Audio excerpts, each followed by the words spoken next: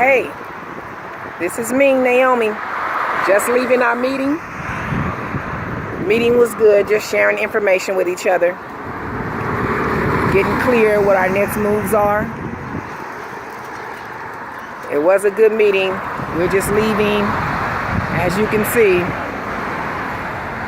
We're just leaving Nickerson Gardens.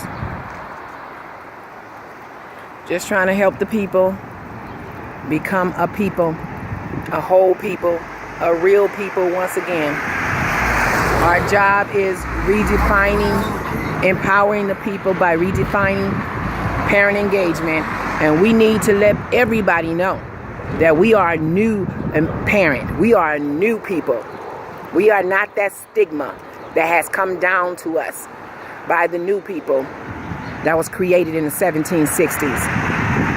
If you don't know who that is, that would be white people. Not Europeans, white people. Even though they did stem from European or from Europe. Anyway, we're doing a little bit more research on that so we can give you a better understanding of who the white people are and their purpose, so they themselves can know who they are and why they were created. We all can get an understanding of who we are. We can have a better relationship and understanding of each other. I'm getting ready to get on the bus and head back to the office. Try to make sure I don't come and go in one particular way. You know, I'm dealing with the government. And it's not that I don't trust them fully, but for some reason, when people start sharing information that's helpful to their existence, the government get mad for some reason. And I don't know why. Maybe because, you start sharing information that most people don't know, you start to pull off some sheets. And when you start pulling off some sheets, you start uncovering some ugly, slithering things up under those sheets. So with that being said,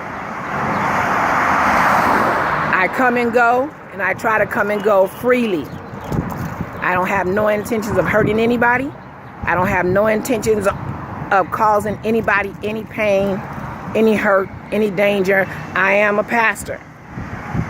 I don't mean no harm, hurt, or danger to anyone. What I do mean is to inform my people and let my people know who they really are.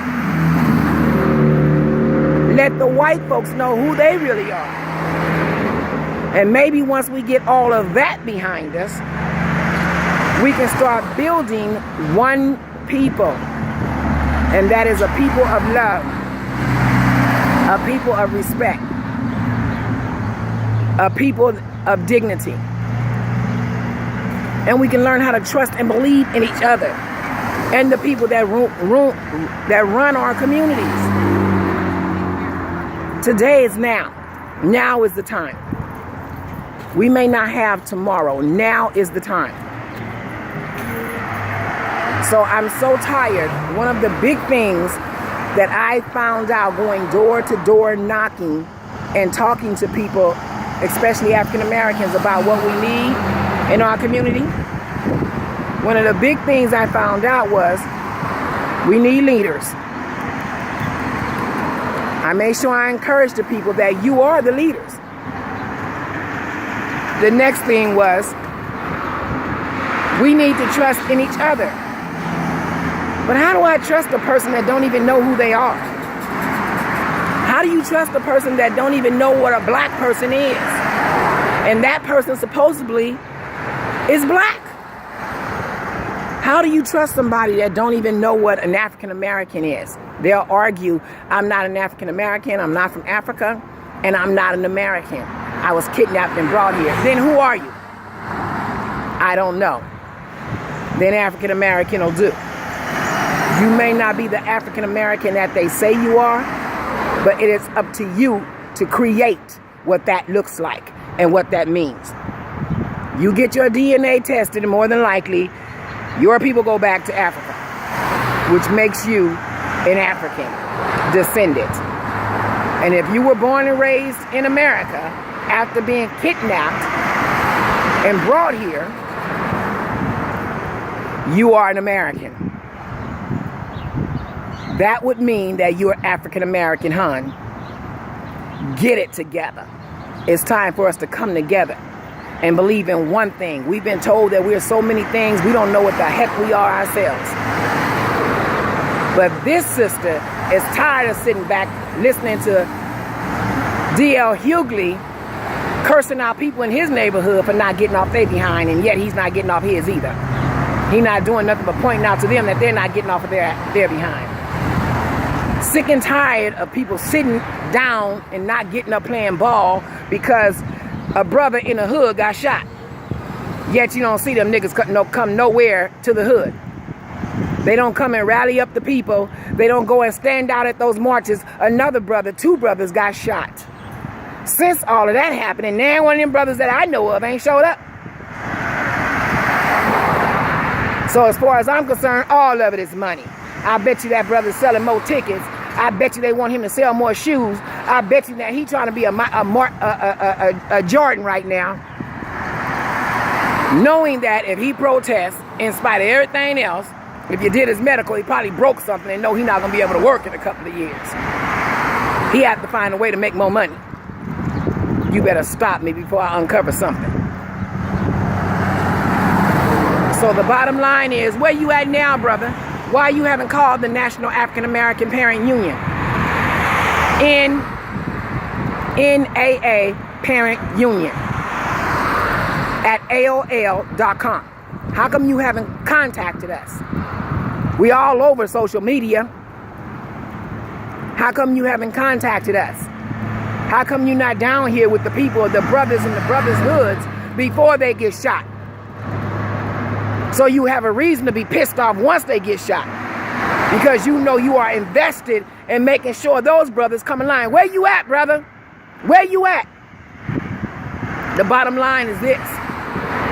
We don't need no brothers out there protesting and making more money off of our misery. You know what you can do for me? I hate to say it right now. But 323-494-1711 is my telephone number. Give me a call. Cuppernickel, whatever your name is. And all the rest of you brothers that refuse to sit down. Or refuse to stand up.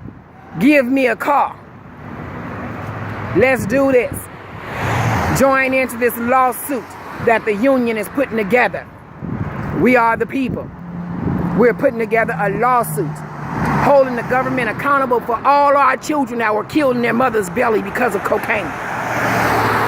Trafficked in our communities by the CIA and the government. How about a real fight, brothers? We're holding them accountable for all the crackhead mothers and the lost generations in the 80s. In the 70s, that didn't raise their children because most of them was in prison or walking the street in the middle of the night looking for another hit off the man's poison. We're holding them accountable for all the black kids who are targeted and pushed into special ed programs because they have ADHD, whatever the heck that is. Something that they made up. We're holding them accountable for the CIA that got caught in 1985 with 22 tons of cocaine, bringing it into South Central and Watts.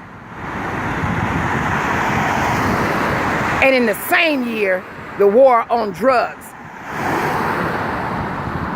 That law was put into order to put our people in prison for smoking the crap that they brought here, but they didn't have to pay nothing. Hold them accountable, brother. Where you at? I'm out.